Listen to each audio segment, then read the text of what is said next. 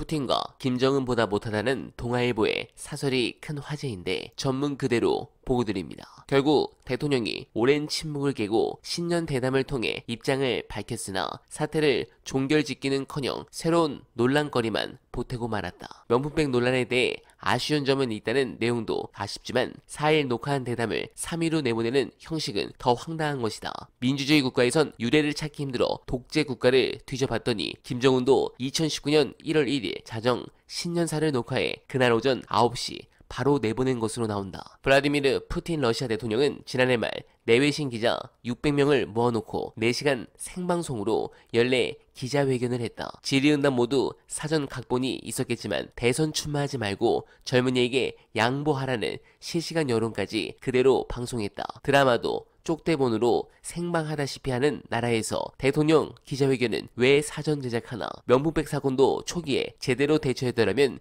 이렇게 커질 일이 아니었다. 그냥 뭉개고 가자거나 그게 안 통하니 녹화 대담으로 덮자는 제안은 냉정한 사람의 머리에서 나올 수 있는 아이디어가 아니다. 가만히 있기 힘든 자리를 위해 공적 감시를 시작하고 작은 일을 정권의 위기로 키우지 않도록 전문가 도움을 받으라. 대통령의 아내 사랑은 필부와 달리 차가워야 한다. 네, 이 정도면 아주 단단히 화가 난 것 같은데 동아일보만 그런 게 아니라 다른 언론사들도 설 전에 아주 비판적인 보도를 했었죠. 그러나 대부분 언론사들은 아직도 두창이를 빨아주면 한 자리를 얻으려고 노력 중입니다. 여러분, 이 보도를 보시죠. 서울에서 지고 있다. 여조를 보니 이렇게 나온 MBN 조사인데 기껏 전국 1000명 RDD로 돌려서 매주 조사한 것도 아니고 일시 조사를 두고 이렇게 평가합니다. 그런데 실제 정례 조사를 하는 여조는 완전히 다르죠.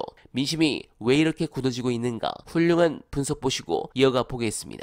제가 예언하건대요. 용산 대통령실 출신들은 이제 양지로 갑니다. 초강세 지역으로요. 그 다음에 1기 내각 장관들, 석 달짜리, 1년짜리 장관들 포함해서 그 다음에 지역구를 옮겨서 험지로 간다는 중진 의원, 이런 사람들이요. 혹시 유승민 의원님한테도 출마해라 권하면 다 험지입니다. 이 대통령 공천의 알리바이를 위해서 중진들의 지역구를 이동시키고 영입 인사들을 험지에 내보내고 내각 출신들을 험지에 내보내고 양지에는 대통령 측근들이 다 가게 돼 있어요. 제가 예언하건대. 이 공천이 어마어마한 파열음을 낼 거고요. 그것이 여당에 굉장히 안 좋은 결과를 만들 거예요. 지금 제가 보기에는 너무 어처구니 없는 일을 하고 있어요, 지금. 이렇게 되면 총선 전체가 강서구청장 보궐선거의 확대판이 되게 돼 있거든요. 근데 제가 이 말을 해도 대통령은 절대 안 들을 거예요. 왜냐면 안 보기 때문에.